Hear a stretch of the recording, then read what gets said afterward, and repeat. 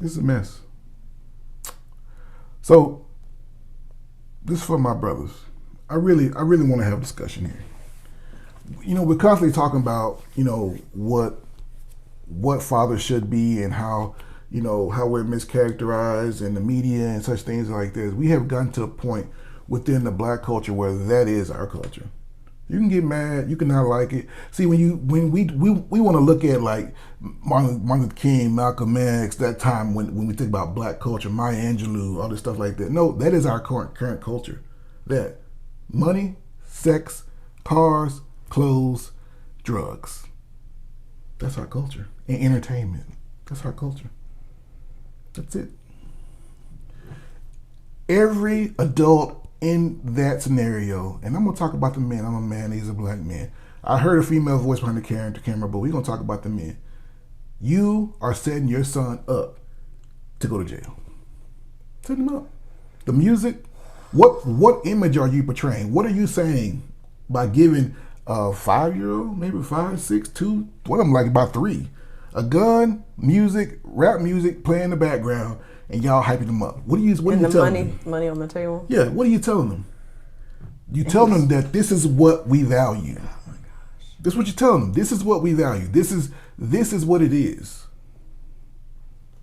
It's sad. It's really, really sad. And I know people, it's a one-off. And like I said, in the comments is where you find all the candies in the comments. People that are talking about, well, white folks do that and they teach their kids about guns and how to defend themselves, and they need to know how to defend themselves. They ain't got nothing to do with defense. There's nothing about that music that was playing. That scenario was about defending your family, of being an upstanding citizen, and you're in your home, minding your own business, and you're defending your family. That was about, we know what that was. I ain't even gotta say it. We know what that was about. And you can pretend and play the game all you want to. Those young men are in danger. Because they're growing up, they got an idea about what society is and what their role is in the society, and it ain't good. What'd you see, Mom? From a mother's standpoint, what did you see? What in the Pookie and Ray Ray Training Institute was that? Huh? What was it? It was so sad to watch. Yeah. And I've taught those kids in my classroom because I used to work at a school on the east side, and I would see those same little boys coming in my classroom. Yeah. And they would be acting up, stabbing kids with pencils. I saw all kinds of stuff. I mean, you ain't been cussed out. Reciting rap lyrics. Yeah, you ain't really been cussed out till you've been cussed out by a 5-year-old. And I mean, they can cuss. Like, it's the craziest stuff I used to come home telling you about. And you'd be like, how old are these kids? They're 5. Kinder. Like, they're little.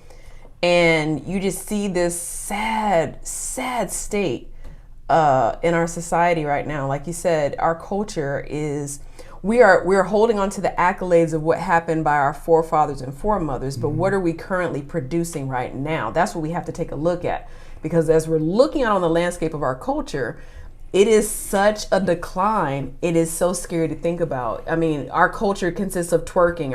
Our culture consists of, getting put out of restaurants and showing up the turkey leg hut naked. And our culture, and in this video, the thing that's crazy is there's children in there. So that means the women right on board with it. Like you said, it sounded like a female voice behind the camera. Yeah. So we signing up for the Pookie and the Ray Ray with his little gun and his little money strewn on the table. And why would you want to open your body up to that? Yeah, your mind and body.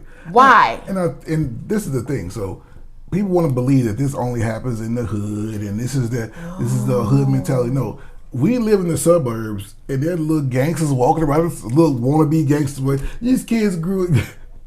I was talking about that with my barber this morning. Like, our sons grew up in the suburbs. Like, they ain't never seen no street stuff. They ain't never none of this stuff. They can walk up down the street safely because we fought for them to have that. We made the sacrifices for them to have that. And I see young men walk up down my street with their pants falling down, listening to crazy music and trying to portray this lifestyle. You don't know nothing about that. You have no clue what it's like in them streets. You have no clue. It's a gangster mentality in the suburbs, and I don't get it. And I see it everywhere. I see it, and I see it across cultures too, where our culture is so pervasive that it's penetrating. You got the B-Rads of the world. Malibu's most wanted. you got that going on B-Rad. there, and so it's so much more than just the hood or the impoverished areas. This is something that we see throughout. So I'm looking at the youngster that lost his life on his Instagram page, laid back. He got a stack of money in both hands, and he got an AR-15 across his lap. But what people don't know is he's doing this in a 5,000 square foot house. Brother, do you know that some of these young brothers are ashamed that their parents made it out of the hood? And it really has changed the way that I think that black men are viewed. I think we have a image issue, and I think it's even changed what our women are attracted to, because I've known women who were in school to be lawyers who were dating drug dealers. I've seen this.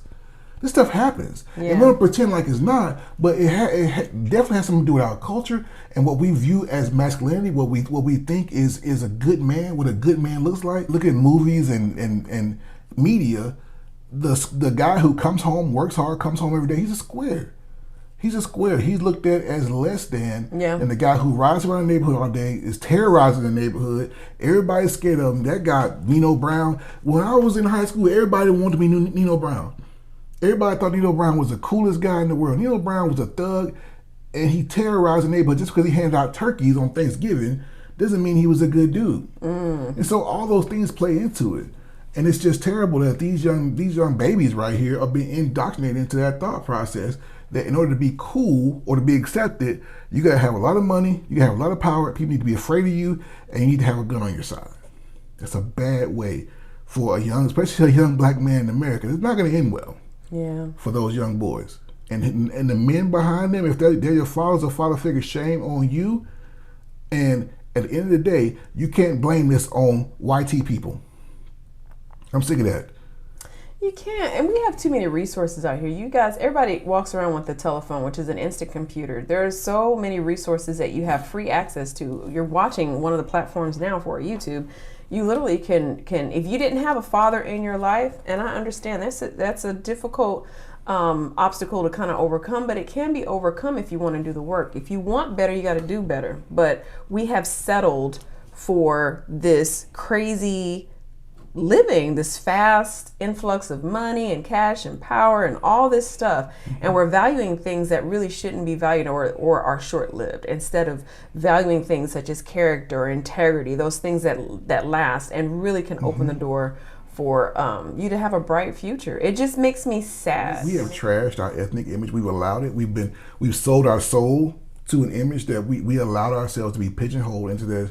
Like I was telling her, Asian men, Asian people were always portrayed as like having the big teeth, the big thick glasses and stuff like that, and they always had the crazy broken English. Yeah. They stopped playing those roles in media. They said, no, we're not doing that crap no more. Yeah. We're not doing that. And they cleaned up their ethnic image, and you don't see that image anymore of them. We ain't playing that. We played into the stereotype. We played to, this is just modern day Samboism. You can get mad. I don't care. Man. This is just modern day. The image of the thug black man is just a modern day Sambo. Because the truth is, most of y'all ain't living that way. Most of you haven't lived that way, and you don't know anything about it. You just talking.